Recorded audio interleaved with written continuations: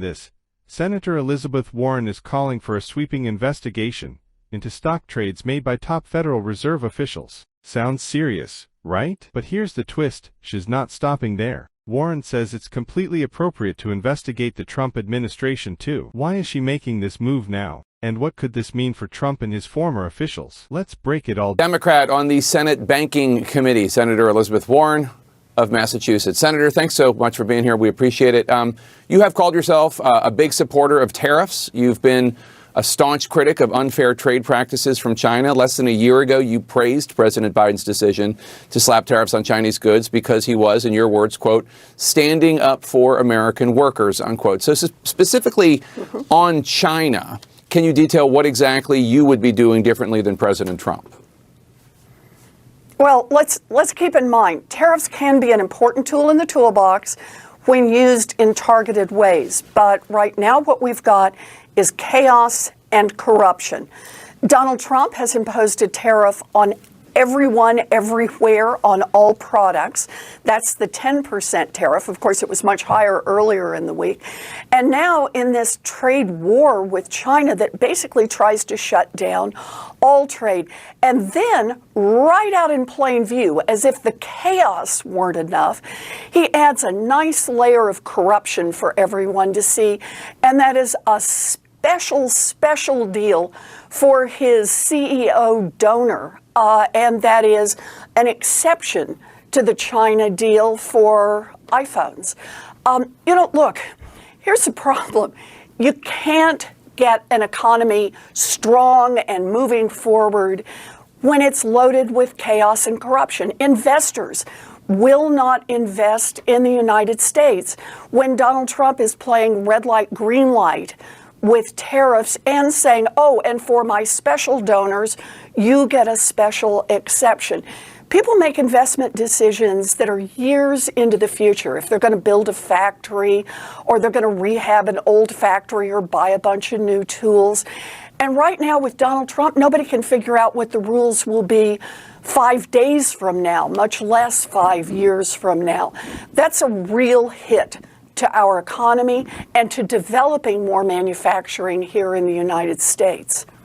So on Wednesday, the president announced a pause on most of the tariffs, a 90-day pause, except for the ones on China and except for the 10% across the board. You called for the SEC to investigate whether President Trump intentionally manipulated the market or covered for insider trading when he told Americans on Truth Social and in the Oval Office that they should go invest in the stock market before he announced that pause on the tariffs, and the market soared afterwards. Have you seen any actual evidence that insider trading was going on instead of the just general advice he gave for people to invest? Well, there are people who have looked at what happened to purchases and to calls just before he made that announcement that caused the stock market to skyrocket. But let me be clear with the back and forth here. That's what investigations are for. And it's entirely appropriate to have an investigation to make sure that Donald Trump, Donald Trump's family, Donald Trump's inner circle didn't get advance information and trade on that information. This is just, this is how the stock market works in order to make sure on a consistent basis that nobody's trading on inside information. And by the way, Jake, the same thing should apply to Congress. And that is, we should have a rule that no one in Congress can trade in any individual stocks. No senator, no representative. I've had that bill for a long time. It's got a lot of support. In fact, it's got some bipartisan support. I think now would be a good time to get it across the finish line and get our representatives out of the business of trading in individual stocks. The American people should never have to wonder when the president, when his cabinet, when members of Congress are making a decision, whether it's for the good of the country or for the good of their own bank account. Let me ask you a larger philosophical question, because the Democratic Party, obviously not in a great place right now. Democrats seem divided on whether to try to allow room for the belief that tariffs, as you say, targeted tariffs can be a good thing, or whether to reject all of Trump's tariffs outright. We saw this play out with Michigan Governor Gretchen Whitmer making headlines when she visited the White House. She praised tariffs as a useful tool. Take a listen. I understand the motivation behind the tariffs. And I can tell you, here's where President Trump and I do agree. We do need to make more stuff in America. More cars and chips. More steel and ships. We do need fair trade. Is there room for that kind of nuanced discussion right now, or do you think what she said was a mistake? You know, I want to put it slightly differently, and that is, it is a mistake to have the President of the United States out there just playing red light, green light, and saying, oh, this morning I woke up and think the tariffs should be this big. Now I think they should be this big. Now I think they should be somewhere else. And I got to say, saying, well, I will continue to make those decisions, and I'm going to hold off on these tariffs for 90 days. That doesn't put the economy in a better place. That doesn't put investors in a better place. Congress has a job right now, and that is to step up and take this authority away from Donald Trump. He has proven how he will use it, but remember, the statute that he's now using starts with a declaration of emergency. And in that same statute, Congress has the responsibility to decide, is it really an emergency or not? Are we really in an emergency with Belgium right now? Are we really in an emergency with South Korea? Congress can say, no, there's no emergency. It's a resolution. And if we do that, it takes Donald Trump back to the trade as we had it before. And tariffs are then decided with Congress having an important say in it. And that's an important signal to the rest of the world. Right now, it's a no curbs on Donald Trump, and that means chaos and corruption. We have an opportunity in Congress to vote that down and to say, no, we are going to use tariffs in a far more targeted way. We're sure not headed in the direction he wants to go. All of the Democrats are ready to support that. But we got to get the Republicans, or at least some of the Republicans, on board to make that happen. They've got to decide, is their job just to suck up to Donald Trump, or is their job to stand up for the American people? JP Morgan says the odds of a recession are now 50-50. Goldman Sachs puts the odds at 45%. You were one of the loudest voices warning about the 2008 financial crisis. What do you think the likelihood of a recession is right now?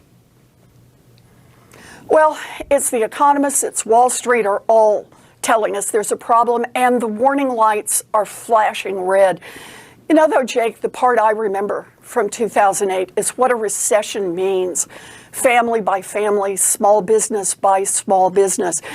You know, I watched back in 2008 when 10 million people lost their homes, when millions of people lost their jobs, when millions of people saw their savings wiped out. I also watched when little tiny businesses got turned upside down and never had a chance to recover. Recessions are something that people like to talk about. They talk about the stock market. They talk about the big numbers that move. But the reality is they are experienced one family, one small business at a time, and they are hard to recover from. So I am worried that the continued chaos, the continued corruption, the fact that Donald Trump is just out there shooting wildly is pushing our economy in the wrong direction, and the people who are going to feel it most are not the wealthy traders. It's going to be the families and the small businesses who get wiped out. So given all the chaos, given the fact that the president's approval ratings are declining, given all the uncertainty in the market, why do you think the Democratic Party has such a low approval rating? I would think this would be an opportunity for Democrats to rise and present an alternative, but it doesn't seem like that's happening. And as you know, your party's approval ratings are historically low. You know, look, the way I look at this is that Donald Trump has created a lot of chaos in his first 3 months in Washington. Remember, he started out made the promise that on day one, he would lower prices for American families. Those were his words, on day one. By the time he gets 2 months in and he's told that his tariff plans will increase costs, his answer was he couldn't care less. I think that the Democrats have really coalesced around the central message. Our job is to fight to lower those costs for American families. Our job is to fight against a Republican Party that not only doesn't care about those families, but is working hard right now while all this chaos is going on to give more tax cuts to billionaires and billionaire corporations and to cut access to Social Security, to cut veterans services, to cut health care for little babies and for seniors in nursing homes, to cut help for our public schools so that class sizes get bigger, so that little kids with special needs can't get an aid, so that after-school programs are canceled. Look, I think our secret super-duper strategy is just tell the truth about what's going on. The American people will see pretty clearly who's fighting for the billionaires and who's fighting for them. Senator Elizabeth Warren from the great Commonwealth of Massachusetts, thanks for joining us today.